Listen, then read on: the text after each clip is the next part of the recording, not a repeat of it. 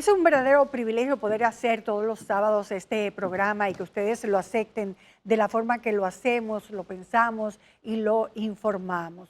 No hay mejor suerte que esa.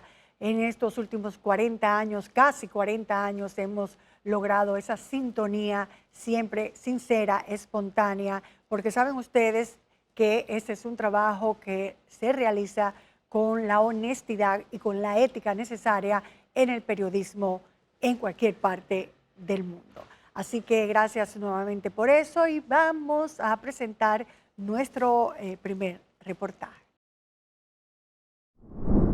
Hace poco más de un mes presentamos un reportaje sobre el residencial Don Antonio en San Cristóbal, en el marco de la Familia Feliz. Esa iniciativa del gobierno que fue creada en enero del 2021 para garantizar un derecho a una vivienda digna, a unos 45 proyectos que se han realizado mediante alianza público-privada y subsidios del Estado, a residentes como a personas que sea su primera casa. Pero ¿qué pasa? Denuncias, fallas graves de construcción y una infraestructura muy lejana a la ofertada en los brochures. Al parecer no es un caso aislado, lamentablemente. Ahora hemos recibido una denuncia similar de otro proyecto de este plan, el que se llama Residencial El Trapiche, desarrollado por una empresa llamada RBB Investment. En español sería RVV Investment, que casualmente es propiedad de allegados a altos funcionarios del gobierno. Es una lástima que encima que son hermanos de un funcionario, de un ministro, pues se den la tarea de no hacer su labor con calidad. Aquí la queja y aquí la empresa con sus dueños. Pensaba que era algo maravilloso, algo lindo, acogedor, y eso es problema y problema y problema. Ubicado en Prado de la Caña Guerra, el residencial El Trapiche inició su construcción el 26 de mayo del 2022. Contará con 4 edificios con 228 apartamentos desarrollados por RBB Investment SRL con una inversión de 500 millones de pesos. Con solo 65.700 pesos de inicial, ese apartamento puede ser tuyo. Mira el techo, mira este chirro, esas luces. Y mi amor, esta es la sala perfecta para ti. Los apartamentos de 47 metros cuadrados tienen precios que oscilan entre 1.900.000 y 2.250.000 pesos. Se dio un inicial de 65.000 pesos por 20 años. Se paga 17.000 pesos, más el bono que da la primera mujer por primer apartamento, que son 4.000 pesos. Aún todavía estamos en la espera de los bonos, que tampoco lo han entregado. Como parte de las instalaciones prometidas, se incluye agua potable, sistema de drenaje pluvial, estacionamientos, iluminación general, entre otras cosas. Sin embargo, según los denunciantes, la situación requiere una intervención urgente. Siguen construyendo sin corregir errores de los bloques anteriores. Las calles se inundan, los materiales son de mala calidad y las tuberías están inconclusas o mal instaladas, reventándose fácilmente por la presión del agua. Mire cómo el salite se come la llave. Mire esa. Esa llave yo la cambié hace un mes y el salite se la está comiendo. Todo eso hay que cambiarlo mensual. Las estructuras son vulnerables, con paredes agrietadas y débiles a simple vista. El mirador está sin terminar. El parqueo para motos sigue inconcluso. No existen llaves de paso independientes para cada edificio. Mire cómo está la entrada. Uno no puede ahora ni entrar ni salir, porque entonces por arriba de esa agua que uno va a caminar. Han tenido innumerables problemas, como por ejemplo que se ha tenido que suspender el suministro de agua para todo el proyecto a fin de reparar problemas con las tuberías. Las puertas de las azoteas y accesos a los edificios están desniveladas por el mal acabado de las mochetas. Los drenajes y desagües desembocan en jardines y áreas comunes, provocando charcos, tanto en zonas verdes como en estacionamientos. Los llavines de las puertas son de mala calidad. La jardinería y las áreas verdes permanecen inconclusas. En fin, muy parecido a lo denunciado en el otro proyecto de Familia Feliz. Que esto iba a ser una maravilla, que no iba a tener problemas, que todo iba a ser un cuento de hadas, como dice, porque es mi primer apartamento. Y ahora que estoy acá, siempre un problema, que el agua cuando llega, un mal olor, que es salubre también, muy fuerte, las tuberías se rompen. El desecho de aguas negras está a pocos metros de los apartamentos, obligando a los residentes a convivir con residuos, gusanos y un fuerte olor que emana de ahí. En varios edificios los baños son inservibles porque el pozo séptico está tapado y las heces no pueden drenarse adecuadamente. Esta situación ha provocado que el olor fétido se disperse en toda el área, afectando gravemente la calidad de vida de los habitantes. El agua sale por todos esos filtros. Si hace un pozo aquí que uno no puede caminar. Al buscar sobre RBB Investment SRL, constituida en 2019, sus representantes son Andrés Paino Enríquez Daher y Manuel Rafael del Carmen Rodríguez Núñez. El primero es hermano del actual ministro de Medio Ambiente, Armando Paino Enríquez. En el momento de la entrega de los primeros apartamentos, era director ejecutivo de Do Sostenible, nombrado por el presidente Luis Abinader antes de que esta institución se estableciera oficialmente como el Fideicomiso Público-Privado para la Gestión Integral de Residuos Sólidos en la República Dominicana. Públicamente y en documentos del MIBET y notas de prensa, el representante es el promotor de RBB Invest, es George Awad, quien también es cuñado de Paino Enríquez, ya que es esposo de la hermana, Armidis del Pilar Enríquez de Awad, directora administrativa y financiera de la Superintendencia de Electricidad desde el 2022.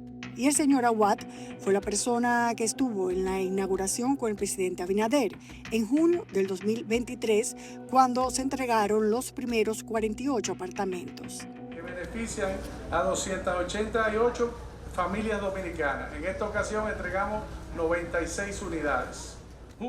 Al indagar en otros contratos de la empresa con el Estado usando su RNC en la plataforma de contrataciones públicas, RBB Invents SRL aparece sin ningún contrato vigente.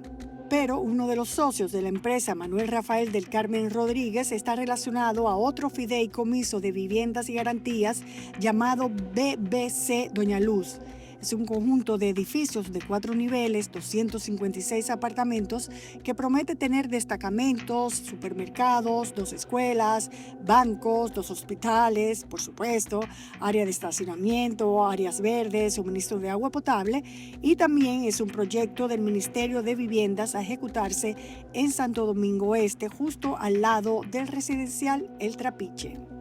El artículo 14 de la Ley 340 establece la prohibición absoluta de contratar con el Estado a ciertos funcionarios, presidente, vicepresidente, ministros, viceministros, directores generales, entre otros, pero también a sus parientes directos hasta el segundo grado de consanguinidad y afinidad, salvo excepciones muy específicas. Aunque un fideicomiso público-privado pueda estructurarse con mayor flexibilidad, sigue siendo una relación contractual con el Estado, porque los recursos públicos están involucrados y, en fin, es una obra pública. Pero cuando se firmó el contrato del que nos estamos refiriendo, de estos condominios, en diciembre del 2021, entre el Banco de Reservas y el Fideicomiso Público-Privado, los lazos familiares no eran un impedimento, porque ninguno de los hermanos eran funcionarios en ese momento. En esta entrega, el bono mujer asciende a más de 2.7 millones de pesos. Otros beneficios adicionales que aporta el gobierno son el bono inicial. Ustedes saben que hay que tener los chelitos para arrancar, esto es sumamente importante. Y el bono tasa a 7 años, que permite pues que las tasas de interés pues sean más asequibles para los compradores. El monto total de los bonos, bono inicial, bono ITEVIS, bono tasa a 7 años, más el bono del Ministerio de la Mujer, representa una inversión estatal de unos 100 millones de pesos solo en subsidios. Y a pesar de que en el contrato de venta la constructora RBB Investment se comprometió a mantener la calidad de las viviendas construidas en este residencial, las casas presentan un deterioro constante que ha impactado en la vida de los propietarios. Eso era una tubería que salía del cuarto principal. No sé dónde salía esa tubería, por acá. No sé qué era esa tubería. Lo que hice fue que se tuvo que tapar con cemento. Este es el cuarto principal. Cuando chequeamos uno de los contratos de venta, aparece nuevamente el nombre y la firma de Andrés Paino Enríquez como el constructor y responsable de esta obra que ha dejado decenas de familias decepcionadas. Después de más de un año de firmar este contrato, la constructora parece haber abandonado sus responsabilidades, lo que ha generado un deterioro progresivo y alarmante en las paredes de los apartamentos, como hemos visto, y en las áreas comunes, que ahora se caen a pedazos, poniendo en grave riesgo la seguridad y el bienestar de la familia que viven allí. Ustedes ven cómo se está llenando de agua, así mismo. Cuando eso se tapa, el agua sube y usted se ahoga porque le sale tanto por las ventanas del baño. Lo que fue en inicio un sueño anhelado de tener su hogar propio y ser parte de una familia feliz, se ha convertido en una realidad angustiante y desoladora, marcada por la frustración y el abandono y la constante incertidumbre sobre la estabilidad de sus viviendas. Teniendo en cuenta que el dueño de esta empresa es una persona muy ligada al gobierno, ¿no debería ser un trabajo mejor? Pregunta inocente.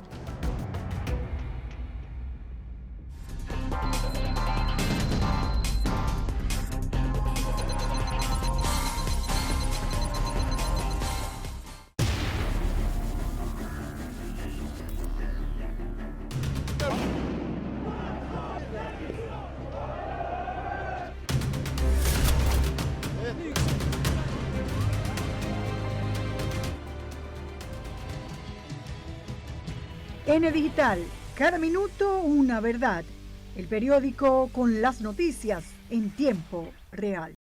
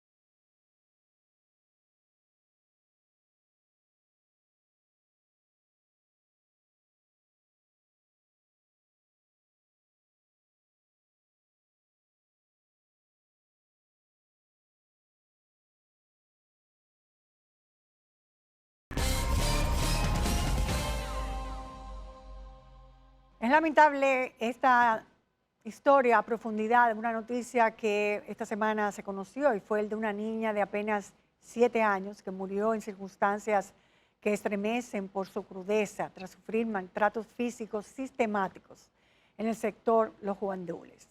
Su muerte revela no solo el horror del maltrato que recibió, y en este caso que también en algunos momentos reciben algunos otros niños, desde el mismo momento en que nacen al negarse los derechos más fundamentales, como también las grietas de un sistema de protección que falla al detectar y detener a tiempo los actos de barbarie que sufrió esta niña.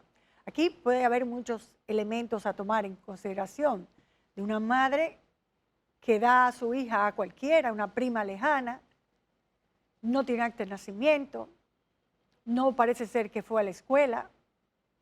Después, 2 personas adultas cuidando a una menor que tampoco va a la escuela, que los vecinos no sintieron lo mucho que ella sufrió y 2 vecinas llamaron, pero llamaron a una amiga que trabaja en un sitio para que esta amiga le diga y esta amiga no hizo nada. Y mientras tanto, la niña sufriendo y mientras tanto, la niña muere. Aquí hay muchos elementos de culpabilidad, no solo del Estado, sino de la sociedad en sí misma. Por eso vamos a profundizar en esta noticia.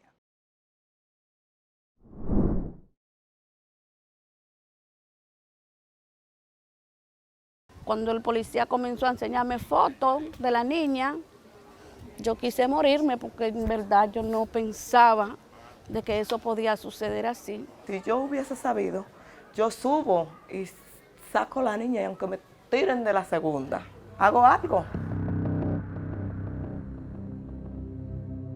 En abril de este año, Yokeiri Coronado, de 33 años, se trasladó a Yamasá, Monteplata, y le pidió a su sobrina, Stephanie Morla Coronado, de 21 años, madre de 3 hijos, la custodia de su primogénita de 7 años, que concibió a los 13 años de edad, para vivir con ella y su esposo, Heider Montero Medina, de 36 años de edad, en el sector capitalino de Los Guandules, bajo el alegato de que podría brindarle una mejor calidad de vida, sin imaginarse que marcaría el inicio de una serie de actos de tortura y barbarie con un fatídico y trágico desenlace.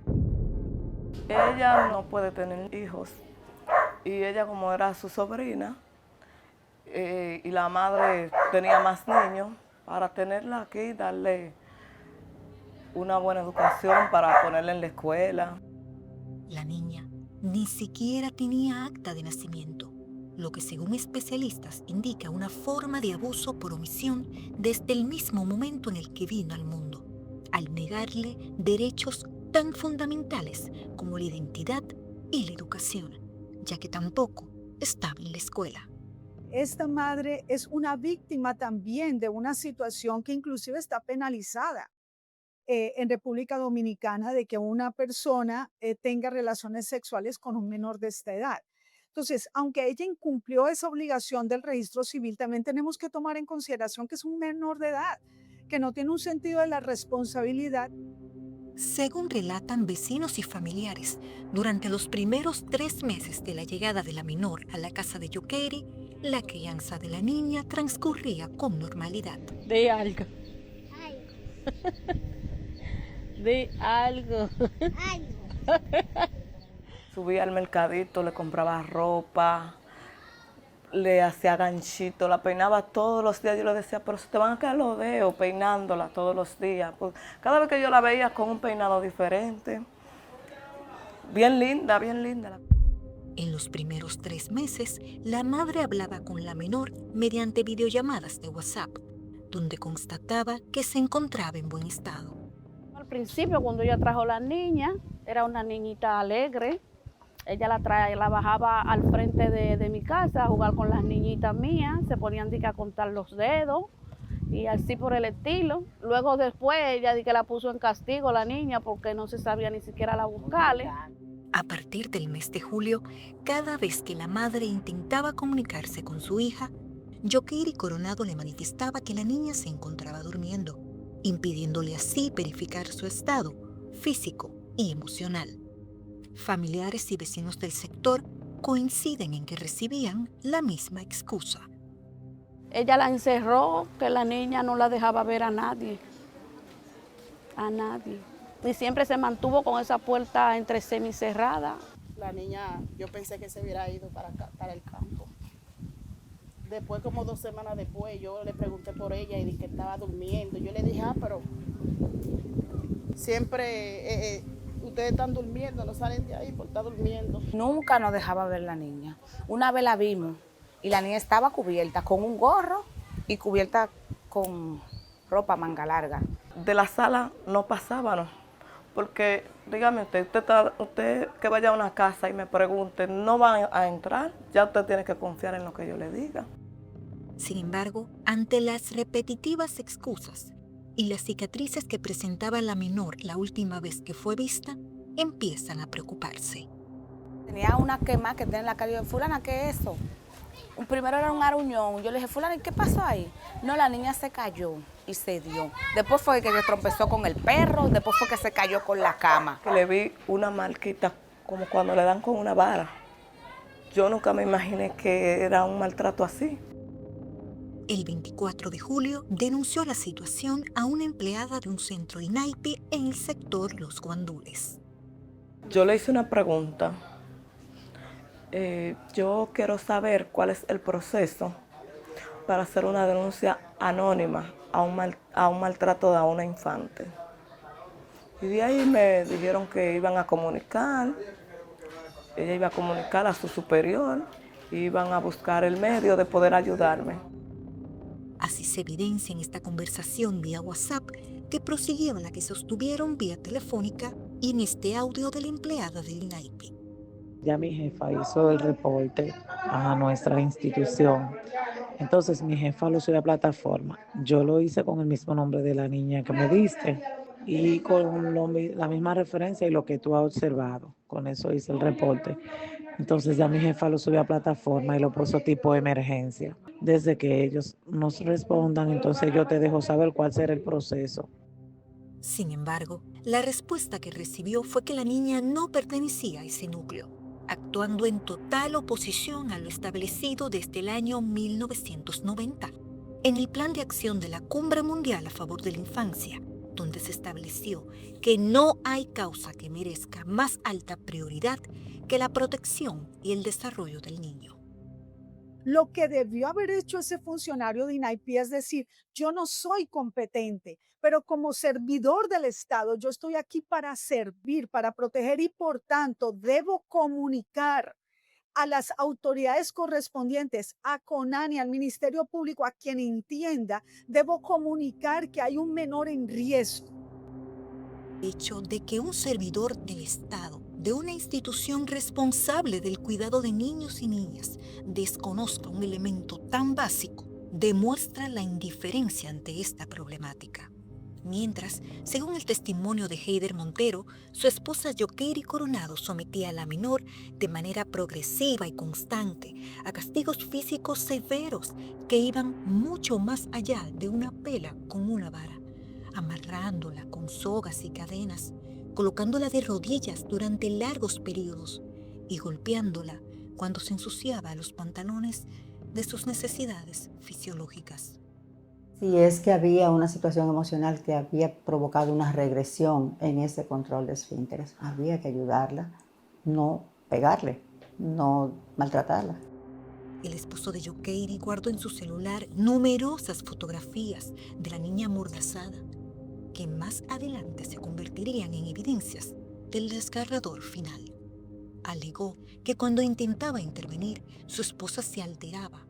Vecinos manifestaron que nunca escucharon gritos ni ninguna situación anómala, salvo en una sola ocasión.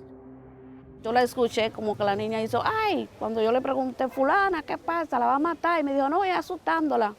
En ese entonces fue cuando ella le quemó las manitas. Hemos normalizado tanto estos comportamientos y el silencio frente a estos comportamientos que cuando la vecina se da cuenta de que la niña está siendo quemada, podía perfectamente utilizar cualquiera de los canales que están establecidos por varias instituciones del Estado Dominicano o aún hasta el 911 para decir, aquí se está cometiendo un abuso.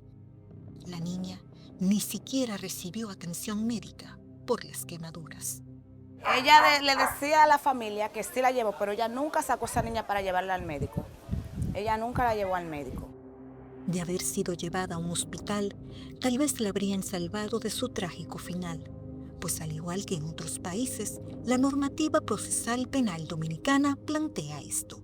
Los médicos, los enfermeros tienen la obligación de reportar cuando un menor llega en estas condiciones, que es evidente que no se trata de una caída, que no se trata de un accidente, sino que se trata de maltrato, de torturas.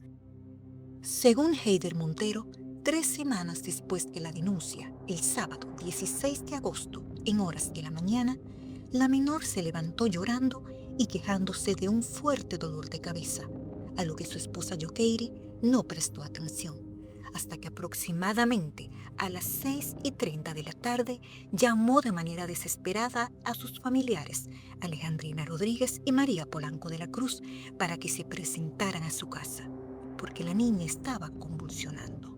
Yo iba de salida y la veo a ella como estaba. Mi pregunta es, María, ¿para dónde vas? Ella me decía, yo voy para donde la Chichi, que me llamó. No entendí qué fue lo que me dijo. Si le soy sincera, no entendí. Pero sí entendí lo último, que dijo como que se está ahogando. Yo lo que pensé fue, wow, la niña está mala. Al llegar a la casa, no entran a la habitación donde se encuentra la menor, pero de inmediato le piden a Yokeiri detalles de lo ocurrido. Yo le digo, ¿qué pasó? No, la niña estaba jugando. Yo le di una leche. La niña se acostó y empezó a vomitar. Llaman al 911, cuyos operadores les brindan instrucciones de primeros auxilios mientras llegaba a la unidad. Me están preguntando si la niña si estaba inconsciente y que si yo notaba si respiraba, porque ellos me dijeron que le ponga mi oído en la nariz. Ahí es que yo entro a la habitación y me encuentro con el cuerpo. Nunca pensé que me iba a encontrar con esa imagen. La niña estaba en estado inconsciente. La niña tenía el bracito como en su vientre, la manita izquierda, y yo se la bajé y le hice aquí en el pechito, porque aún yo la vi así, yo tenía esperanza que estuviera viva. Pero al ver que no reaccionaba, yo desistí. Siguieron contando, la que me estaba asistiendo siguió contando, pero yo desistí porque yo dije, ya no hay vida. La ausencia de signos vitales fue confirmada por la unidad del 911, que llegó unos 10 minutos después de la llamada a las 7 de la noche. 2 horas después, a las 9 de la noche, se presentó el INASIF, quienes manifestaron al investigador de la policía que la niña había fallecido a causa de múltiples golpes contusos, quemaduras y laceraciones en distintas partes del cuerpo, estableciendo además que presentaba síndrome del niño maltratado. Este síndrome, que está compuesto por varios indicadores. Uno de ellos, cuando un niño tiene lesiones en distintos niveles de curación. Es decir, un hematoma nuevo, pero uno más viejo, una fractura que se curó sola, una lesión que es más reciente. Las lesiones varían en su proceso de curación. Al ser cuestionada, Yokeiri Coronado cambió la versión que inicialmente había dado a sus familiares, de que la niña empezó a vomitar tras haber ingerido leche, y atribuyó un golpe en la cabeza que presentaba la menor a una supuesta caída en el baño.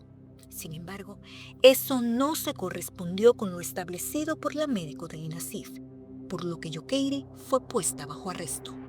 Momentos después, agentes de la policía se trasladaron al lugar de trabajo de su esposo, Heider Montero, quien había salido a laborar 3 horas antes del fallecimiento de la niña, por lo que también fue puesto bajo arresto Incluso, familiares de Yokeiri le atribuyen igual o mayor responsabilidad en este trágico hecho. El sábado ya la niña estaba muerta cuando él se fue y comprando mucho hielo para echarle al cuerpo de la bebé.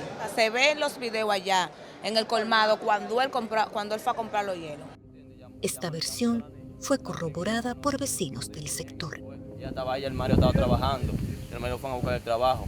Es un abuso. Y dije que no sabía comprando hielo, que la prima mía le dijo, y esos hielo que tú compras se acaban todos los dientes los colmados. Y ella dije que no, que hace mucha calor con mucha calor. Y al parecer fue como dijo la médico legista, que la niña tenía más de 2 días de muerta. Pero nosotros no sabíamos. El hecho de haber ocultado el cadáver por 2 días evidencia no solamente la maldad, vamos a decir, con la que se obró, sino el desprecio por lo que la niña representaba. O sea, aún ya habiendo perdido la vida, no se le dio ningún valor. Esto es un caso extraordinariamente doloroso. De comprobarse, agravaría aún más la situación de los 2 tutores responsables de la menor. Ante esta desgarradora tragedia nos preguntamos cuál sería la responsabilidad de la madre.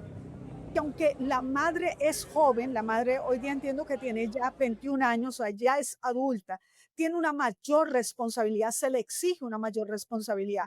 Pero si acaso no la tiene porque fue madre muy joven, tiene todavía otros familiares que podían haber levantado la alerta ante las autoridades.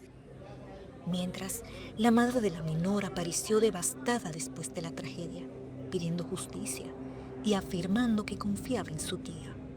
Ella no está loca, ellos se están haciendo, pero ella no está loca, porque es que nosotros nos llevábamos muy bien. Cuando ella iba para el campo, ella nos llamaba para que compartiéramos con ella y nos ayudaba. Si ella veía que uno tenía hambre, le quitaba el hambre.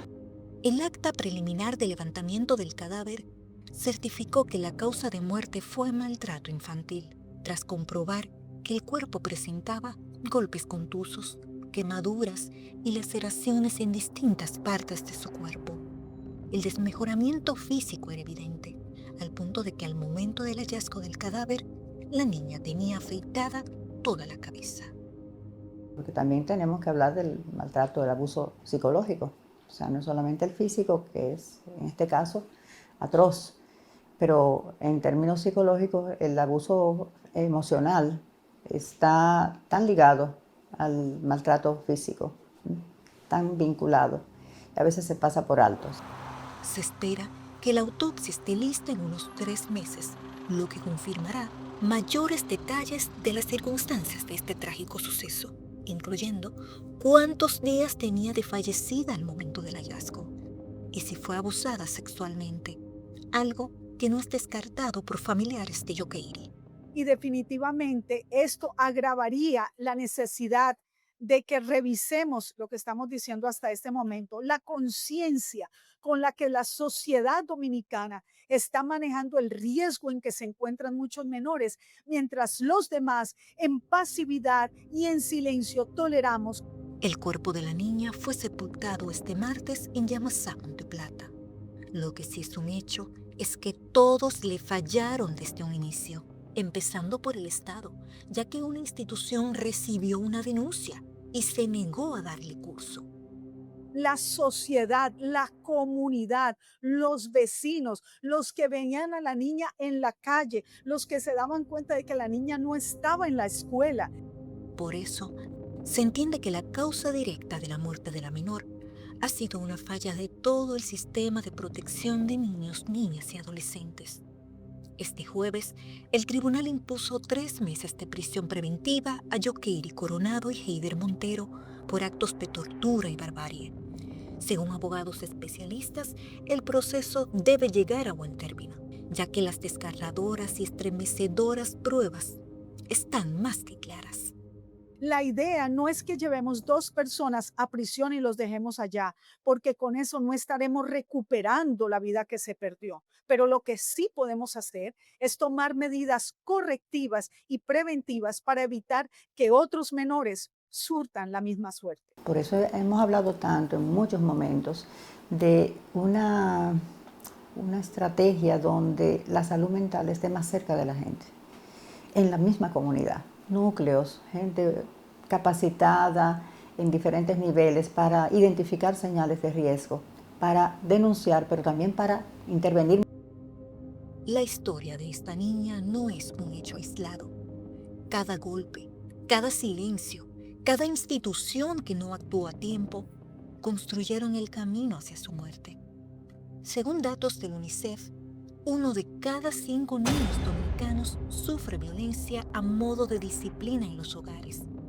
Pero este desgarrador caso obliga a preguntarse, ¿cuántos niños y niñas siguen viviendo hoy en la sombra del maltrato?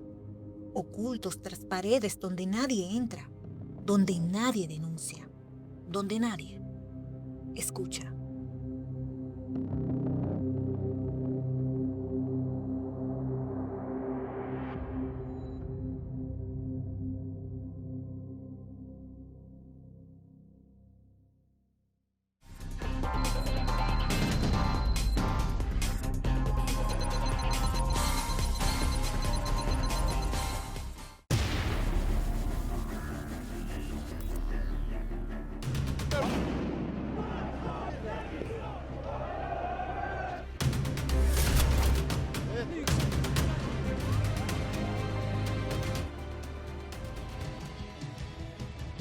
N Digital, cada minuto una verdad. El periódico con las noticias en tiempo real.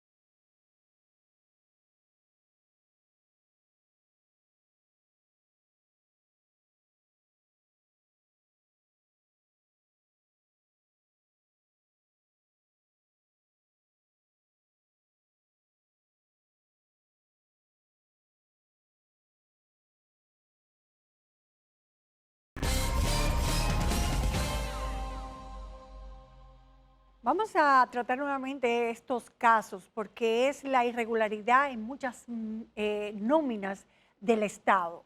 Nóminas que representan muchas veces no la realidad de la función que está realizando el funcionario o el empleado público. Pero también puede ser que albergue mucha distorsión de las famosas botellas de personas que cobran sin ejercer ninguna función y ningún trabajo. Hay muchas nóminas con muchas irregularidades y los distintos gobiernos han tratado de ir depurando y mejorando las nóminas. Una de las más grandes y cuantiosas es precisamente la del Ministerio de Educación. Como dije, es una de las más grandes cuentas del Estado, no solo en la cantidad de recursos que reciben, sino también de empleos y la cantidad de cosas que tienen que hacerse. Por ejemplo, el Ministerio de Educación cuenta con 18 direcciones regionales, 122 distritos educativos, incluyendo, por ejemplo, este que vamos a tratar, el 1001, que está en Villamella, donde de manera irregular no se sabe por qué se abultan las nóminas, con lo que uno puede pensar en algunos momentos que son botellas, otros traslados no justificados, también personas que han sido canceladas pero tienen más de un año recibiendo el dinero y no se ha adecuado la nómina o alguien se lleva ese dinero, no se sabe. Según uno puede ver a priori en una escueta fantasma de clientelismo también y de nepotismo en parte de solo de este distrito y solo de esta nómina. Como dije, no solo los maestros, sino también la parte administrativa tienen muchas irregularidades, pero también vemos profesores que están cobrando en el Estado, pero trabajan en colegios privados. O sea, no se sabe si el Estado les paga y el colegio no. Todo ese tipo de cosas las vamos a averiguar solo analizando una parte de esa nómina. Es como sacar un poco de sangre y analizarla y ver todo el contenido y todas las cosas que puede tener esa gotita de sangre cuando uno la puede ver por un microscopio. Eso es precisamente lo que vamos a hacer y vamos a sacar también no solo de la 1001, sino que también vamos a ver un caso particularmente que recibe mucho dinero mensualmente y no saben ni siquiera dónde trabaja. Así que vamos a ver esto. En los distritos educativos, las botellas no dan clases, no pisan aulas, pero cobran puntual. En el transcurrir de los años sobreviven a ministros y directores de distritos educativos, como si fueran patrimonio nacional. El mal de nunca acabar, convertido en costumbre, como ha quedado evidenciado en los numerosos reportajes que hemos presentado. Ahora se suma el Distrito Educativo 1001 de Villamella como ejemplo de las irregularidades que pueden existir en una nómina, en este caso del Ministerio de Educación. Según su página web de este distrito, ellos tienen unos 577 centros educativos, de los cuales 258 son públicos, con una matrícula estudiantil de 104.251 estudiantes de Villamella Norte, Villamella Sur, Guaricanos e Higüero. Actualmente es dirigido por Magalis Rodríguez Mencía, con una nómina por más de 30.800.000 pesos y 2.272 empleados, entre los cuales hemos detectado indicios de casi un centenar de personas que cobran sin trabajar o que están en lugares equivocados o escuelas que no existen, empezando por allegados a la regidora del PRM en Santo Domingo Norte, que es técnico docente distrital Milagros Cuevas, incluyendo sus hijas Angélica Benilde Matos Cuevas, quien desde el 2020 cobra 34.155 pesos como secretaria en la escuela Leoncio Mansueta, y Betsaira Angélica Ruiz Cuevas, con un sueldo de 19.228 pesos a pesar de que no trabaja en educación, como ella misma lo confirmó vía telefónica. Pertenezco al área de la salud, mi niña. La nuera de la regidora, Marianny Bautista Mata, también está entre los privilegiados. Desde el 2023 devenga 14.520 pesos y la hermana del asistente de la regidora, Anely Fernández Pineda, quien figura en la nómina con un sueldo de 16.224 pesos a pesar de que trabaja en una cadena hotelera en Bávaro. Solo estos 4 allegados identificados por nosotros de la dirigente PRMista representan 84.127 pesos mensuales. Pero esta no es la única familia beneficiada. Desde el 2024, Laura Mari Reyes devenga 12.741 pesos y figura como conserje en el Centro Educativo San Felipe, a donde no acude porque no es la posición que desempeña en realidad, como lo confirmó vía telefónica. Estoy haciendo la función de auxiliar administrativa en el Distrito Educativo de Froma, en el Departamento de Validación. Pero lamentablemente es la misma oficina del distrito donde labora su mamá, Olga Verónica Yamilés Reyes Lendov, técnico distrital con un sueldo de 73.742 pesos, quien es encargada de otro departamento, Pruebas Nacionales.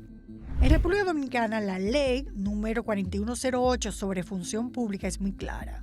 El artículo 80 prohíbe que servidores públicos presten servicios en las mismas instituciones que su cónyuge, padres e hijos, hermanos, incluso si no existe una relación jerárquica directa.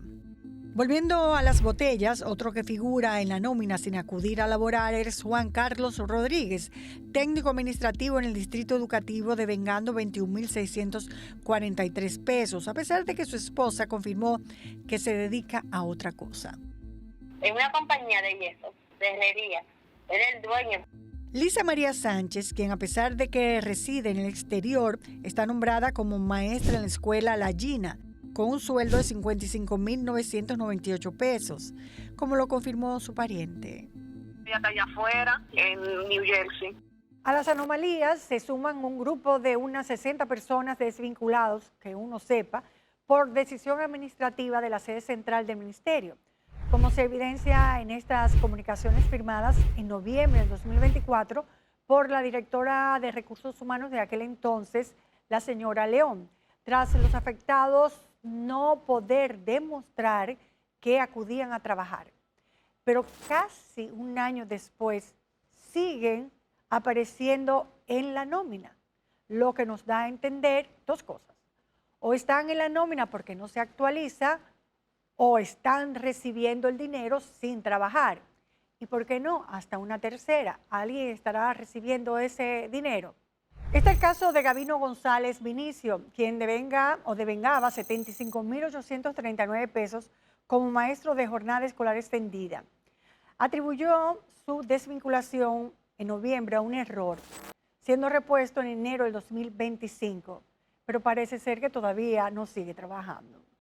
El director distrital dijo que yo tenía 2 años, que no existía y yo terminaba de un año escolar en el Emiliano Tardí. Pero al parecer hace magia al ejercer la misma función en la extensión de Atomayor de la UAS, de manera presencial, impartiendo varias materias de educación física. Yo tengo que decirle la verdad, yo aparezco en Ramón Matías Mella, pero ahora mismo yo estoy haciendo un trabajo en el distrito. Al preguntarle más detalles sobre cuáles funciones ejerce en el distrito, alega que está en el área de investigación, haciendo unos supuestos trabajos para el Instituto Dominicano de Evaluación e Investigación de la Calidad Educativa. Adscrito esto al Ministerio de Educación. Yo le dije, si yo voy a ir los lunes, que estoy libre, y voy a ir los miércoles. ¿De qué horario? El lunes paso el día entero ahí, porque estoy libre. Y el miércoles comienzo a trabajar después de las 4 de la tarde en la UAS. Ya está entrando la tardecita en la noche. Las 60 personas que devengan sueldos sin prestar servicios al distrito representan un gasto total mensual al Estado de 983.469 pesos mensuales, es decir, más de 11 millones de pesos al año. Y mientras las escuelas, muchas de ellas están ávidas de personal. Recordemos este reportaje. Hola. ¿Por qué no hay clase hoy? No es clase, hoy hubo... La directora le va a explicar. Pásale ya eso, por favor. Nos encontramos con que estaban limpiando el plantel. No había docencia debido a un paro de labores de la ADP en Verón por falta de personal administrativo. No tiene conserje, no tiene portero, no tiene digitadores, no tiene secretaria. Como si fuera poco, maestros que no prestan servicio al sector público que trabajan en centros privados, pero figuran en la nómina de educación, como estos hermanos Benoit, con 31.900 pesos cada uno, pero que también aparecen en la lista del personal del Colegio Reformado Belén, aunque al ser contactados se establecen que trabajan en otro centro encima. Estaba en el Belén, pero ya no. Ahora estoy en Peña de Orel. Una respuesta similar dio su hermano Santos Benoit Andrés, quien dijo trabajar en el mismo colegio. Pero nosotros estamos como monitor en el distrito 1007. Sin embargo, al llamar al colegio Peña de Joret y preguntar por ellos, nos indicaron que no laboran allí. No, aquí no trabaja nadie con ese nombre.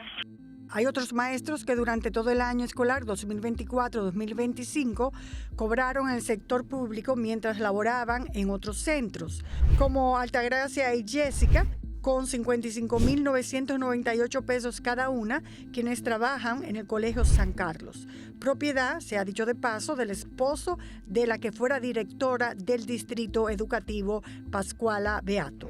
Otros maestros son Francisca, con 19.000 pesos, pero labora en el Colegio Las Abejitas, al igual que Yanna, con 55.998 pesos.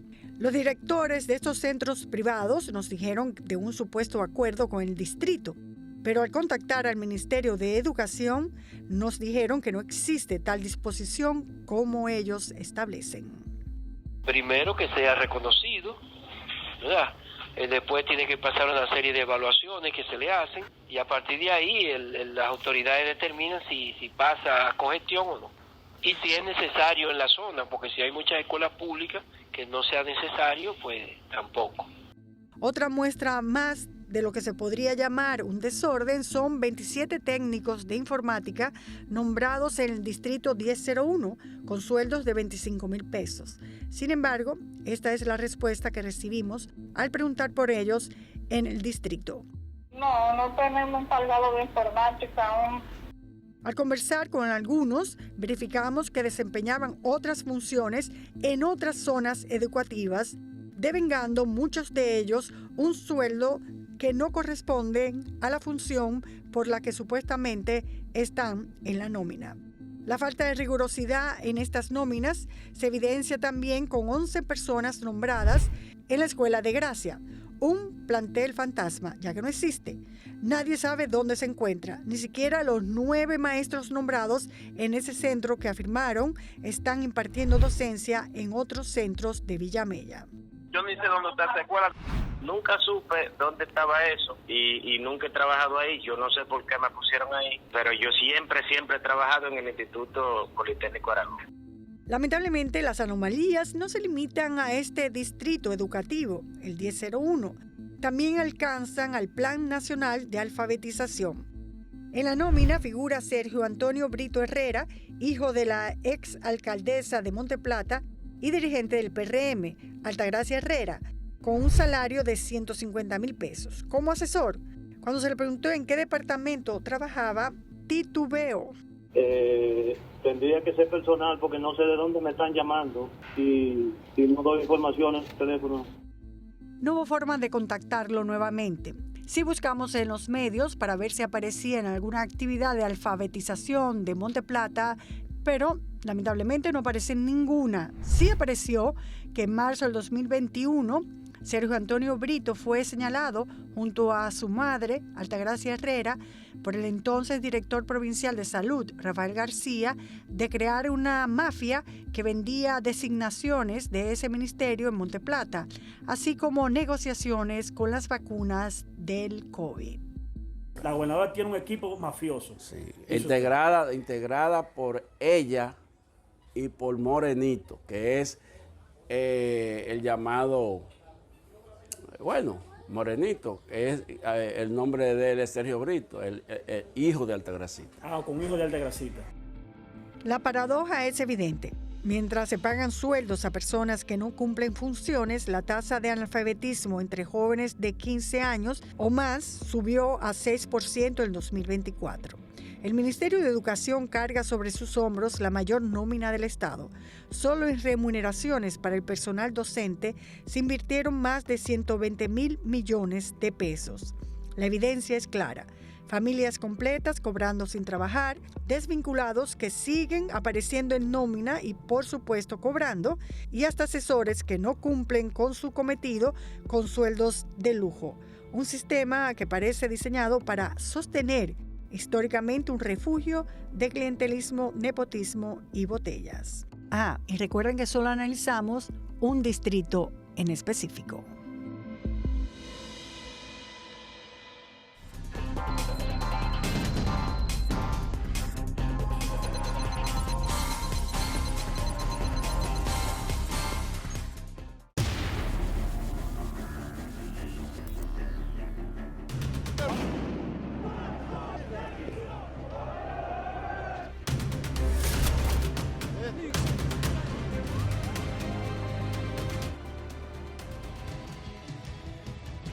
N Digital, cada minuto una verdad.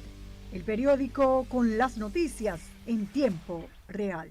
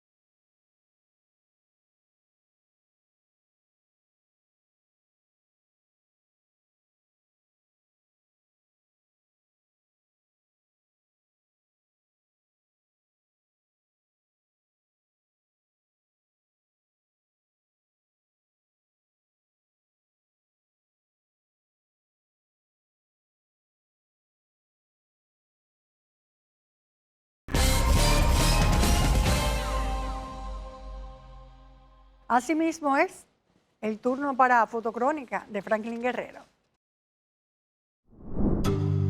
Buenas noches, Nurias. Vamos de inmediato a la fotocrónica de este sábado 23 de agosto del 2025. El pasado sábado 16 de agosto, fecha de la gloria de la restauración de la República Dominicana, se ha convertido en una pantomima. Los mismos actores del populismo y privilegios vergonzosos se reeligen entre exoneraciones, armas, ayudantes y sin faltar el inmoral barrilito que los privilegia sobre los mismos que los eligieron. Eso es populismo electoral. Los que resultaron los más votados hoy están en los tribunales de los Estados Unidos con expedientes de narcotráfico y otros condenados por lo mismo.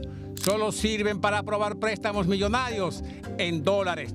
En otro tema, después de varias semanas de intensos apagones, de mucho calor, quema de neumáticos y denuncias al gerente Celso Marrancini, con amenazas de interpelaciones ante el Congreso, y luego de hablar y aceptar la crisis, el presidente se fue al ombligo de la mayor planta de generación eléctrica del país, Punta Catalina.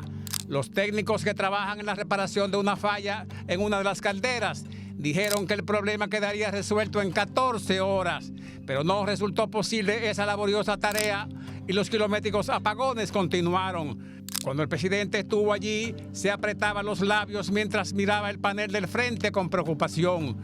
Muchas preguntas a los técnicos mientras Celso les escuchaba y pensaba en cómo se saldría de ese problema de generación y de cobros inmorales a quienes no tienen los consumos que se imprimen en las facturaciones y que él mismo denunció días después. Al final de su visita a la planta, y como si fuera un desahogo del alma y su impotencia de resolver a la brevedad, exclamó que su preocupación por la gente lo llevó a Punta Catalina.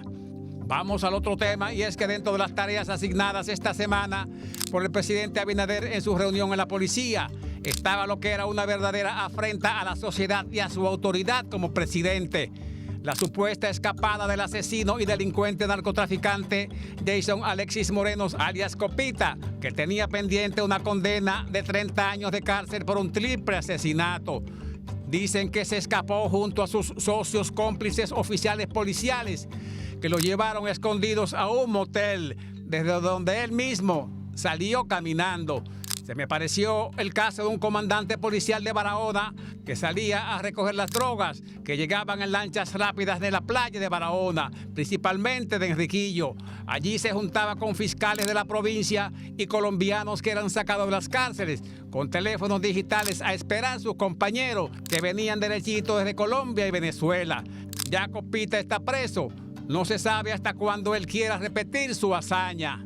En otro tema, la semanal de este lunes en el Salón de las Cariátides del Palacio Nacional.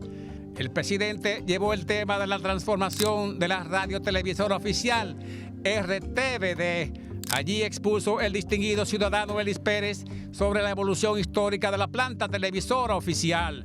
Luego le tocó el turno quien habló de los planes de transformación de la televisora oficial, y fue el joven Iván Ruiz, que a una punzante pregunta del periodista Cuevas del medio Tras las Huellas sobre que las empresas estatales tienen la obligación de aportar el 15% de su asignación en publicidad a la televisora oficial, cosa que no está sujeta a ninguna interpretación.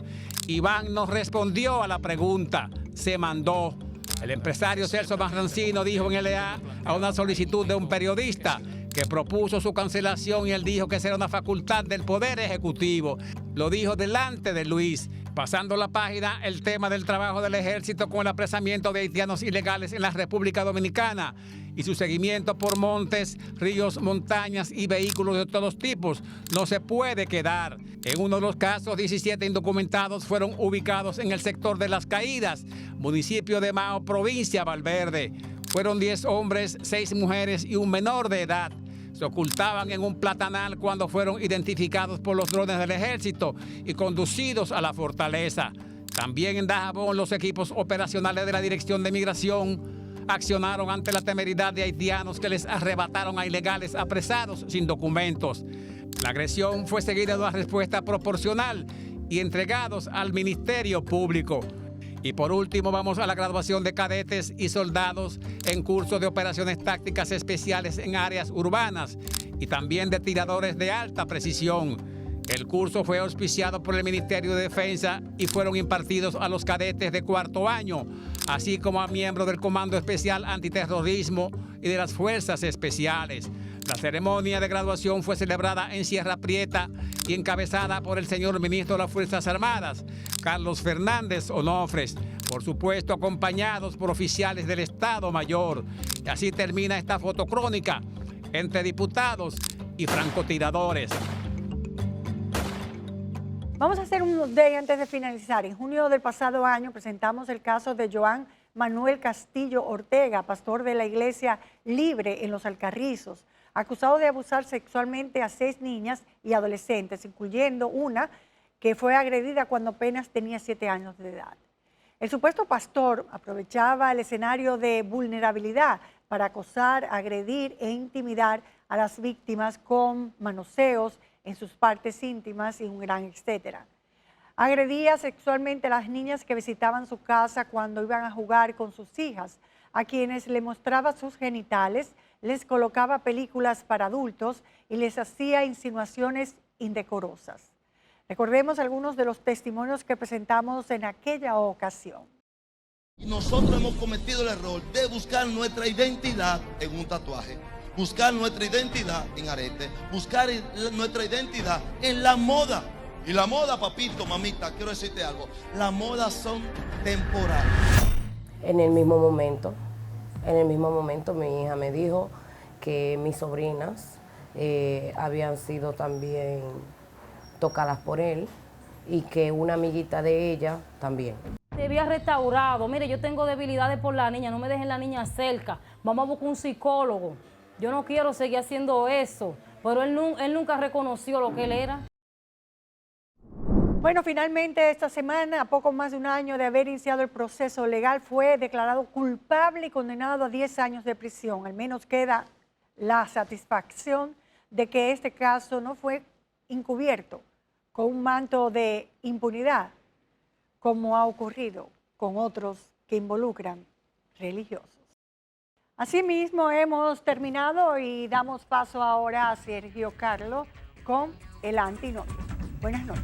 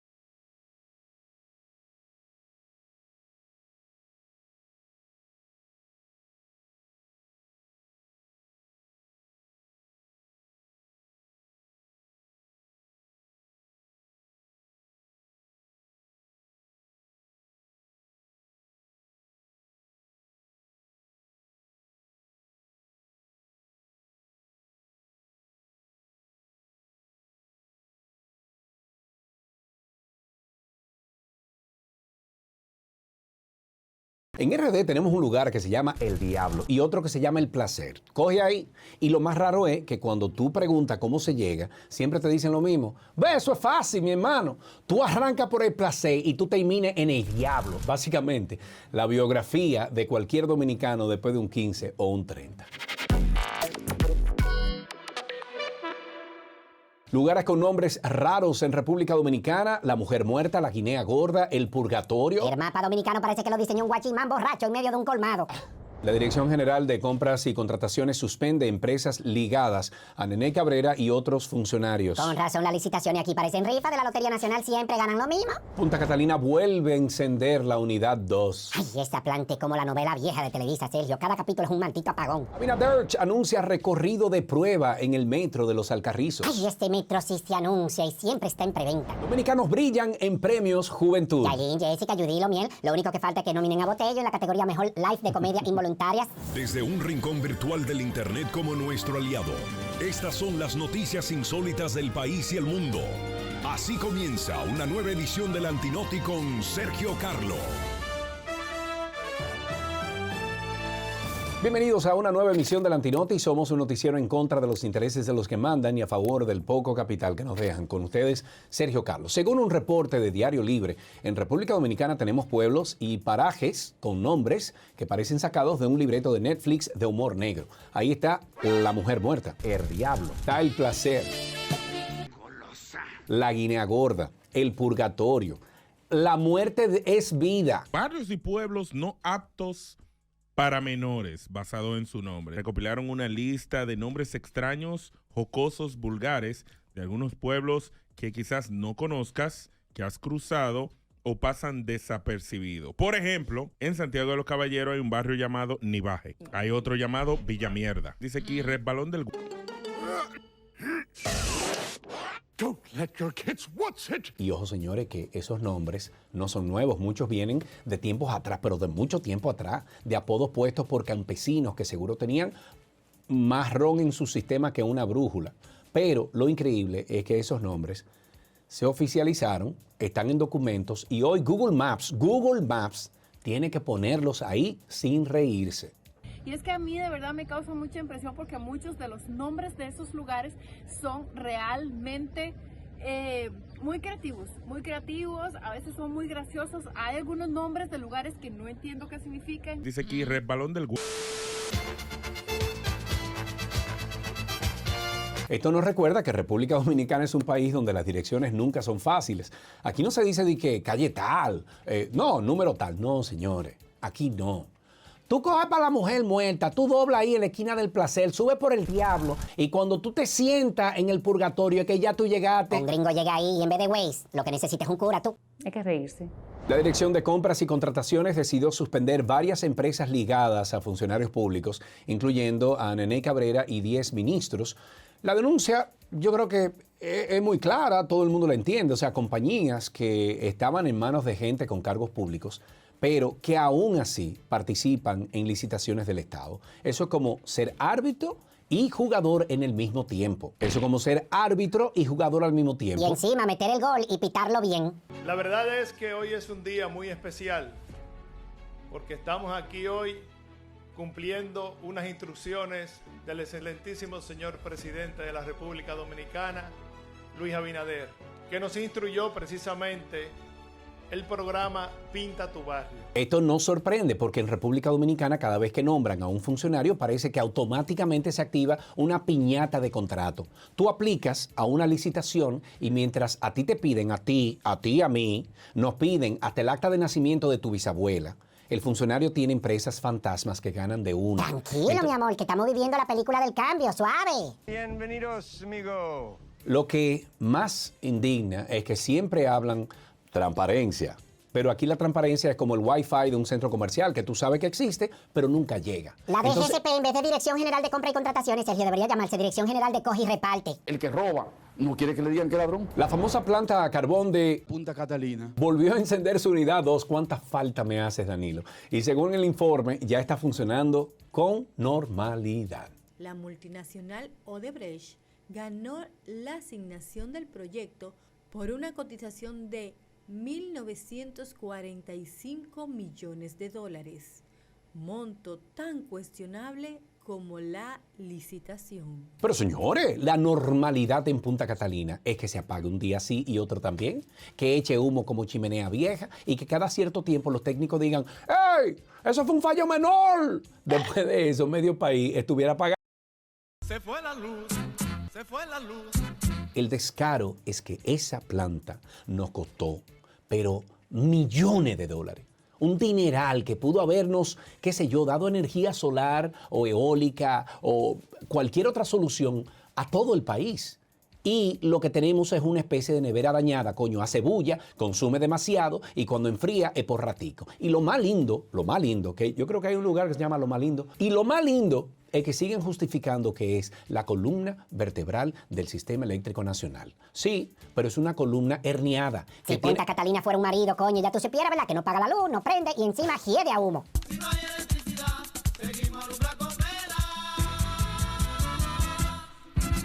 El presidente Abinader anunció que hará un recorrido de prueba en el metro de Los Alcarrizos. Esa obra que parecía eterna promesa electoral se está ya materializando. El proyecto lleva años anunciándose y la gente de Los Alcarrizos todavía no lo cree porque, seamos claros, señores, el metro aquí es como lo político, que dicen que vienen en camino, pero nunca llega a tiempo. Amigos, en otra información, la Oficina para el Reordenamiento del Transporte realizó este domingo una prueba dinámica de la ampliación del metro de Santo Domingo que se construye desde Los Alcarrizos hasta el kilómetro 9 de la autopista Duarte. El recorrido de prueba servirá para revisar todo aquello que esté bien y que esté funcionando, pero la pregunta es, ¿bien para quién? Porque en los videos se ve al presidente montando cómodo en un vagón vacío, mientras la gente del barrio sigue en voladora con el codo afuera y medio riñón adolorido. Lo irónico es que aquí el único tren que llega puntual es el de los discursos políticos, porque el metro, cada vez que lo inauguran, parece una serie de Netflix de nuevo. Metro Alcarrizo, temporada 1, la prueba. El metro es como la dieta dominicana mía, que siempre empieza el lunes, pero nunca llega. ¡Ey, el metro de Los Alcarrizos! ¡Eso! Jessica, Judith, Yailin y Lomiel están nominados en Premios Juventud. Eso es un orgullo, porque demuestra que la cultura urbana dominicana, guste o no, a quien le guste o no, ya es parte del mercado internacional. Donde no llega la diplomacia, llega un dembow. Donde no llega un embajador, llega un featuring. Pero también es curioso, señores, que mientras aquí nos cuesta que el gobierno apoye a un músico con una beca en Bellas Artes, fuera del país nominan a artistas que muchas veces empezaron grabando en un estudio improvisado, en un barrio. Lo que pasa es que el dominicano tiene esa capacidad. Aunque el país se esté cayendo a pedazos, la música se filtra por todos los rincones del mundo. El único miedo mío, Sergio, es que un día manden a Yailin a la ONU y empiece su discurso de que ¡wow! ¿Qué es lo que es, mi gente?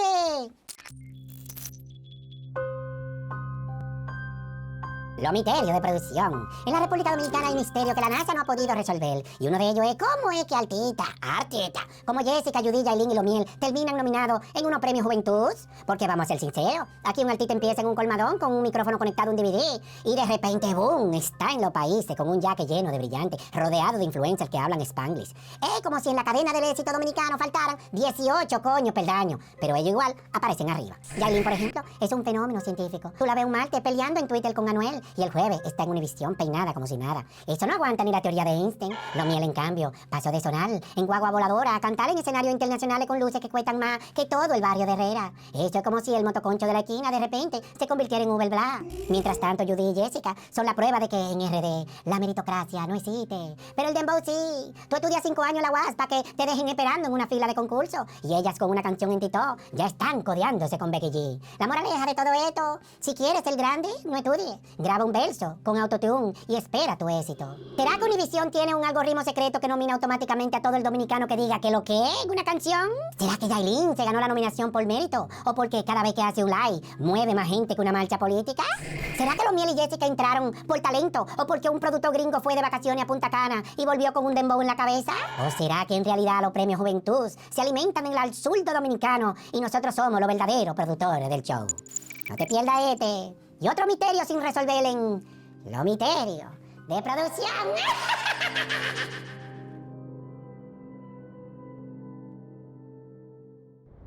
Así está la vaina. Un país donde los pueblos tienen nombre de novela de terror, los funcionarios montan empresas como si fueran colmados. Punta Catalina prende cuando le da la gana. El metro se inauguró como si fuera una serie de Netflix y nuestros artistas se apoderan de escenarios internacionales más que nuestros políticos.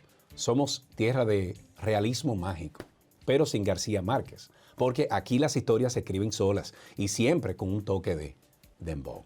Si te gustó este video, por favor, compártelo, suscríbete y apóyanos en patreon.com/Antinoti. Y si no tiene cuarto, bueno, pues entonces mándanos, aunque sea una funda de carbón, para Punta Catalina, para ver si encendemos este país.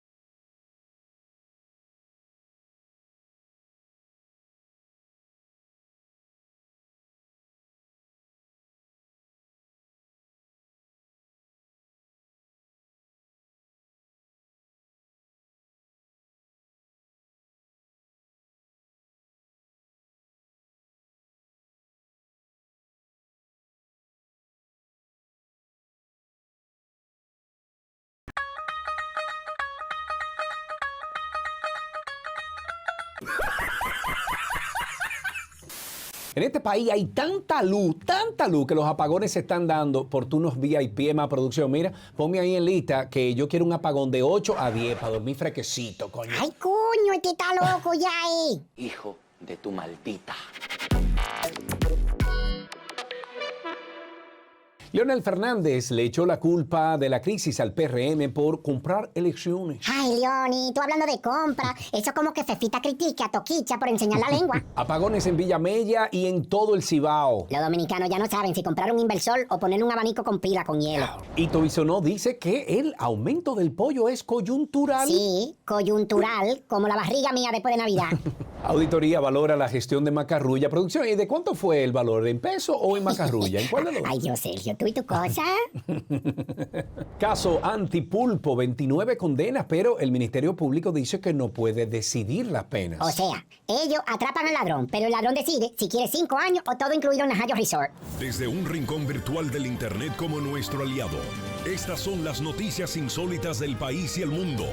Así comienza una nueva edición del Antinoti con Sergio Carlo.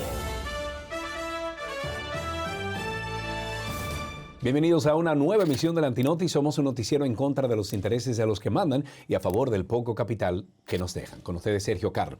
El expresidente de la República, Leonel Fernández, escúcheme nuevo, volvió a sacar la lengua, esta vez para culpar al PRM de gastar el dinero público en política. Y, escúchame, lo que pasa es que están comprando elecciones, Sergio Carlo.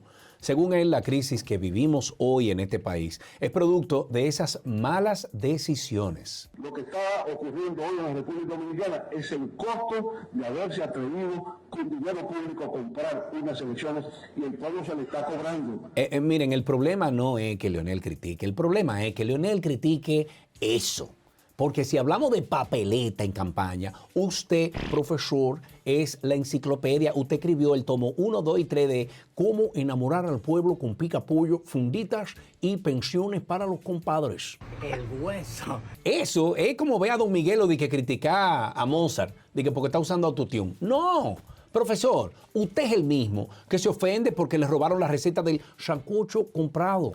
Pero nada, profesor, Leonel Fernández, yo creo que siempre encuentra a quien echarle la culpa, sea a Danilo, al PRM, a la CIA y en cualquier momento hasta Margarita porque dejó de hacerle el moro. Ay, sí.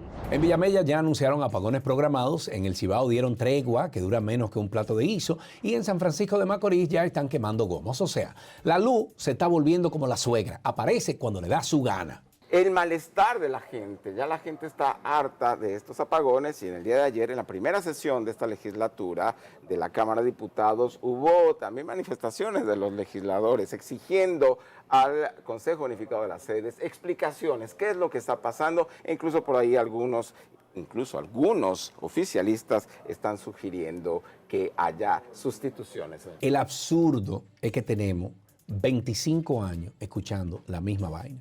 Que si Punta Catalina, que si paneles solares, que si molino de viento, que si ya casi llegamos a 24 horas de luz y nada. Aquí lo único que funciona 24/7 es el romo y las mujeres con panty de bolita, loco. Él había dicho que, bueno, que el gobierno había autorizado la reprogramación de apagones, como ocurría antes, la gestión de demanda, que se le llamaba antes, que era que te daban, los sectores que no pagaban el servicio, le daban unas horas de apagones para poder ahorrar dinero. La gestión de demanda, eso es como tú administras los apagones. ¿Cómo tú administras los apagones? Eso se llama, le dicen gestión de demanda. Al paso que vamos, la nueva canción de Omega tiene que cantar como apágame la luz, préndeme la vela, que con inversor no hay quien me consuela. Y mira, a ti, producción, a ti no te conviene hacerme el coro con esta canción. ¿Tú sabes por qué? Porque tú vives en Gascue. Y a ti no te tumban el wifi, mi amor. Ah, pero es fumado que está hoy. María, pero que apágame la vela. María, apágame la vela. María, apágame la vela. El ministro de Industria y Comercio, Hito Bisonó, explicó el aumento del pollo. Bueno, que eso es coyuntural. Haz tu propia formulita, calcúlalo. Señores, miren, el pollo pasó de ser la carne del pobre a convertirse en la prima del salmón noruego. ¡Wow, Hito! El calor, la demanda, y entonces se produce más, se produce un poquito menos, se mueren más los pollitos y hay una subida, pero son siempre coyunturales. El problema es que aquí en RD todo lo caro es coyuntural, menos el sueldo, que ese sí es permanente. ¿Cómo es posible que cada vez que sube el pollo la explicación sea la misma? sequía, calor, coyuntura. Pero nunca dicen la verdad, que el pobre siempre es que paga toda la consecuencia de esto. Tú encuentras todo mal del gobierno, entonces... Y un pollo a 95 es demasiado caro, porque eso se produce aquí. Eso no debe de pasar de 70 pesos la libra de pollo. No debe de pasar. Pero también hay que bajarle los alimentos a los dueños de granja. Yo la compro a 100 pesos, pero donde yo vivo. No aquí ni en otros, a 100 pesos yo la compro. Ya nos estamos acercando al momento cúspide de nuestra economía dominicana, cuando vamos a tener que empeñar el celular para comprar un combo de pechuga. Serio, el dominicano va a tener que decir, me estoy comiendo un pollito para cambiarlo por, me estoy comiendo un préstamo. Una auditoría valoró la gestión de Lisandro Macarrulla. Que se lo llevó una patrulla. En el estado, sí, valoró. O sea, no sabemos si es positivo o negativo, pero seguro que hay un Excel con muchas celdas en verde. Como más de 89,000. Lo absurdo es que en este país toda auditoría llega tarde, mal y nunca. Aquí investigan cuando el funcionario ya se fue, ya gastó, ya invirtió y ya hasta puso un car wash. Porque miren, la auditoría es como cuando tú revisas el celular de tu pareja 3 meses después que ya te pegaron todos los cuernos, ¿eh? Ser peledeísta es ser un ladrón. En producción me dijeron que en ese informe encontraron más macarrullas que en una fiesta italiana. Ay, sí, Sergio, mira, había pata larga, pata corta, palta rellena, pero todas en salsa de fondo del Estado. Oh, Lisandro, caballero de mármol, que pasaste por el Estado como brisa sin polvo. Tus contratos son agua clara, tus cuentas son pan sin levadura y tus bolsillos vacíos como una urna en dictadura. Saliste limpio, sin mancha ni arrulla. Bendito seas por siempre, San Macarrulla. Producción, tú le pusiste un violín a eso, porque con tanta pureza, señores, yo siento que acabo de canonizar un ministro en vida. No te reprenda, diablo. Malicia, guanguá, changó, Petro. El Ministerio Público celebró que logró 29 condenas en el caso Antipulpo, aunque aclararon que no deciden las penas, solo presentan las pruebas. En resumen, ellos meten mano, pero al final el juez dice si es cárcel o si es un viajecito a Punta Cana con brazalete electrónico que le toca. Alexis Medina y 7 acusados fueron hallados culpables y condenados por sobornos y lavado de activos, mientras que el exministro Freddy Hidalgo, así como Magalis Medina y otras 11 personas quedaron absueltas. Tanto los condenados como el Ministerio Público se alistan para apelar la sentencia. El problema es que los dominicanos estamos cansados de que la justicia sea como una serie de televisión. Todo el mundo habla, se anuncia la serie, pero al final el capítulo no resuelve nada. Mucho trailer y poco final. Decenas de pruebas, documentos, testimonios para al final, ¿qué? Para al final terminar como lo que esperábamos que iba a terminar. Teatro, puro teatro. Impunidad, pura impunidad. Esta operación Antipulpo también le podríamos decir antipez, porque todavía hay pejes grandes. Grandes que nunca aparecen en ese expediente. Siempre se cae el más chiquito, mientras los gordos se quedan amarrados riéndose. Qué lindo. Al final, mis queridos saltamontes, entre apagones, pollo de lujo, auditoría con truco y pulpos con tentáculos VIP, este país sigue siendo el mismo circo con entradas agotadas. Pero tranquilos, señores, que aquí el pueblo siempre encuentra humor para no volverse loco. Al mal tiempo, un meme con risas.